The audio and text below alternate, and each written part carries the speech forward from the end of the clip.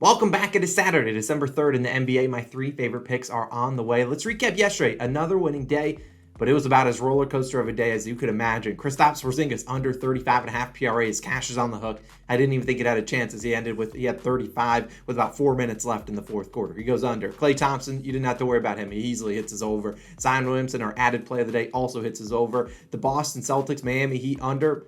Brutal beat. Jaylen Brown, shout out to you. It's a buzzer beater. Well, not a buzzer beater, but a banked in three from deep to send it to overtime. That's the only way we lose. And then I'm wearing this ref's jersey because they called 4 fouls on our best bet of the day. Pascal Siakam in his first 11 minutes. He ends up with 35 PRAs. Surprisingly, he gets super close. Actually cashes his over in points, which some people took instead of PRAs. So what can you do about that, man? What a roller coaster day. But either way, we're going to dive in. If you don't drop a like on this video, I'm calling a foul on all your favorite overs tonight. But without further ado, hit that subscribe button as well. We just passed 57,000 subscribers, trying to close in on 58,000. Since it's Saturday, we do have our college football picks up already live on the channel. That was posted Friday afternoon. Go check it out. We're already 1-0 thanks to Logan's pick with Utah, taking it to the dome of USC last night. That video will be linked down below. Our parlays and player props video for the NFL Week 13 will be live later on this evening, probably around 6 p.m. Eastern time. Let's talk with the NBA though. We don't have a ton of the lines this morning, but I did find my 3 favorite plays, and I'm not going to do a best bet of the day because, let's be honest, the weekend basketball is very tough. It's always super weird. So we'll just do 3 plays, all one unit, and we'll start with this guy, Mr. D'Angelo Russell of the Minnesota Timberwolves, taking his under 8.5 assists, minus 120 on points bet. Now, if this drops to 7.5, I'd still play it, maybe for like 0.75 units or maybe a half unit, but I still do think D'Angelo Russell can go under 7.5, and I imagine that's where this line closes. Now, D'Lo and the Timberwolves back at home taking on the Thunder, and Karl Anthony Towns obviously still out for the next couple weeks. I don't know exactly his timetable, but we've seen kind of D'Lo take a step up in this offense, but it's also not been necessarily because Karl Anthony Towns is out. It's also because other guys have been out, like Jordan McLaughlin. Now, McLaughlin, you might not know who he is, but he's the Timberwolves' backup point guard. So he actually comes in, and if he's playing well, he sometimes takes D'Lo completely out of the game plan, and he'll play a lot more minutes. Now, McLaughlin might not play today, but he is questionable for the first time. He's practiced, I believe, on Friday, so he could be back today, and that would be big. And even if he isn't, I still do think D'Lo can go under this line. And you look at the last 5 games, so when McLaughlin hasn't played,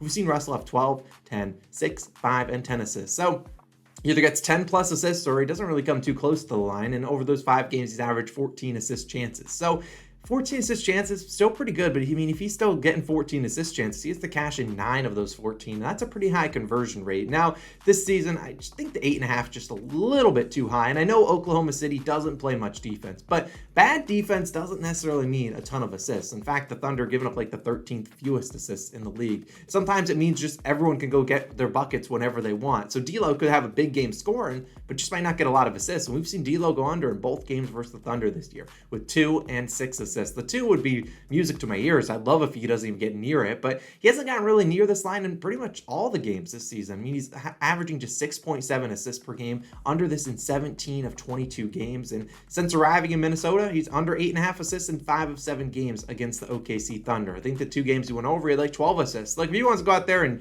climb the ladder, go for it. But I think 8.5 is a little bit too high. The Thunder played in 22 games this season. They've allowed 9 plus assists, a player with 9 plus assists in 10 of those games, so a little bit under 50%, and 3 of those were Nikola Jokic. We know Jokic, one of the best passers in the NBA.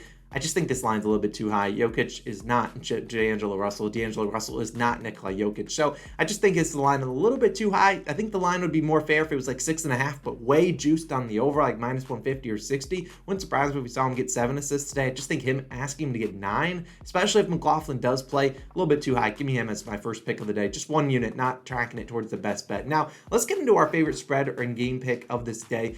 We should be on a 5-game winning streak for these game picks, but of course, yesterday the Celtics versus Heat one was a brutal beat. And I'm going to go with the team that I don't think a lot of people will be on today. At least I hope not. I don't like being with the public at 95%, but I don't think they will be on. The Kings, I'm taking them on the money line, plus 105 on DraftKings. You can take them against the spread. It's like plus 1.5. I'd just rather take the money line. I think the Kings either win outright or they probably lose by at least 5 points. Now, in my opinion, let's talk about this first. Kings are on the road taking on the Clippers. And in my experience betting it, whether it's baseball, football, basketball, you never want to take a minus 120 home favorite. It's almost like they're begging you, hey, take the home team. They're only minus 120.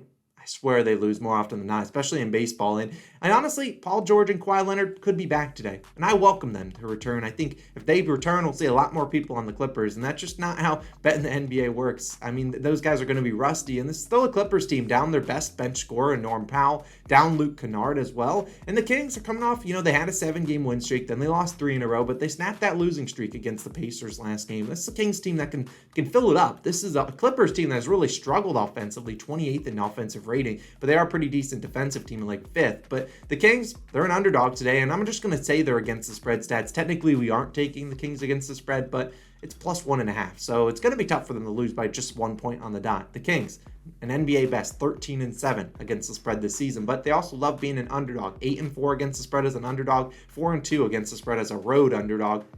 And when I was looking, you guys know I specialize in player props, although our game picks have been pretty decent over the last week.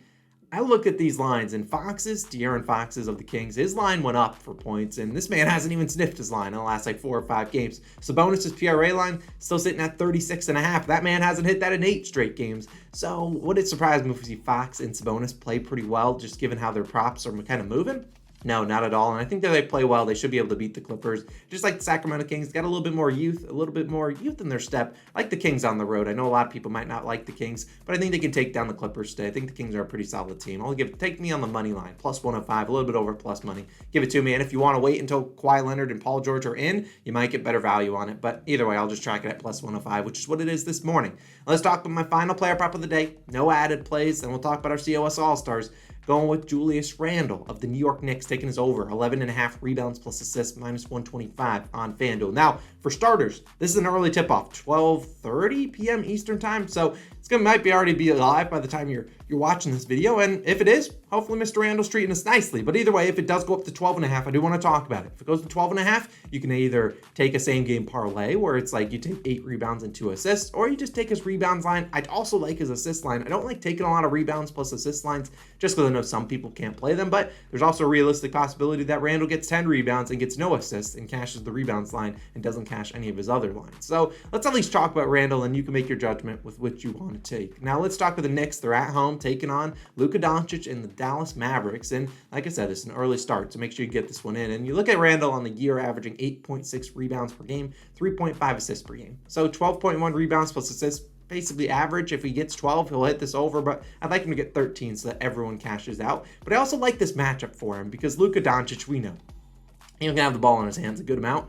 And if he doesn't have the ball in his hands, he's going to be begging for it back. So we know Luka's going to shoot a bunch, or he's going to pass to guys on the perimeter who will shoot. And that leads to a lot of, rebounds to guys down below. And that's, we saw last game against the Pistons. We saw both Isaiah Stewart and Marvin Bagley both hit this over, and just rebounds alone. Stewart had 12 rebounds, Bagley had 13. They also each chipped in a couple assists, and that's shown because you look at it. The Mavericks giving up the 8th most rebounds per game to power forwards. Why? Because that guy's not guarding Luka Doncic. Luka's firing it up. If Luka's missing, he's the guy down there. But it's also important, the Mavericks only giving up the 2nd fewest rebounds to opposing centers. So guys like Mitchell Robinson, Isaiah Hartenstein, those guys coming off the bench, which average the 2nd and 3rd most rebound chances on the Knicks, might not have the greatest matchup in this one. I think the guy like Randle, who I don't really know who he guards in this one, maybe Dorian Finney-Smith, who just camps out in the corner.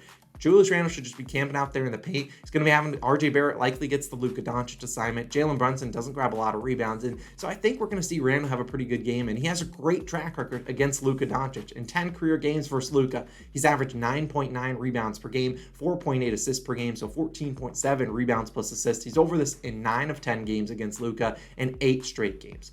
I think this is a great matchup for him. I don't mind betting on a double-double, which is like plus 190 on DraftKings. And Randle has turned it up a little bit more over the past 5 games, but on the year, or specifically over his last 15 games, over this line of 9 of 15. Over the last 5 games, turned it up an extra notch, hitting this over in 4 of the last 5. And then over the last 3, he's at 19, 12, and 13. So if you do take it at 12.5, still cashed in 2 of the last 3. His rebound or assist chances are pretty decent. Over the last 5 games, 6.8 assist chances, 13 rebound chances. And sometimes when Randle sees another guy trying to go for a triple-double out there like Luka, he's like, no, I'm going to go get one myself. And it wouldn't surprise me. Randle shot 24 field goal attempts in each of the last 2 games. Wouldn't be surprising if he's in a little bit more facilitating mode in this one. So I like his over, rebounds plus assists. I think he has a decent chance of hitting the PRA over as well, because I don't think the Mavericks can guard him too well. They don't have really a good defensive matchup for him. But I think at the end of the day, I think he has a good chance of getting this over in rebounds and assists. And probably he has a chance of hitting the over in just rebounds alone. So give me Julius Randle over 11.5 rebounds plus assists. My final play of the day. No added plays in the pinned comment. We're just rolling with those 3. And as always, you know what time it is. It's time to shout out some COS All-Stars. If we helped you make some money, go become a COS All-Star. Hit that join button on the channel. I'm going to shout you out in tomorrow's video. Plus, you get our plays early. Got a couple new ones. We got Ben. We got Demetrius. We got T Green. We got Marlo. Mark. We got Jason Rax. We got Doug. One of my favorite names, Oh My Crotch. We got Open Aim, and we got Nolan showing up. We appreciate you guys. COS All-Stars, you guys are the real MVPs. The NFL Parlays and Player Props video will be live later on tonight, so definitely check that out. Make sure to turn on those post notifications down below. College football picks going live right here. If you want to buy some Call on a Shot merch, right here. And hopefully I don't have to wear this ever again, but we'll see. See you guys in the next one. Peace out.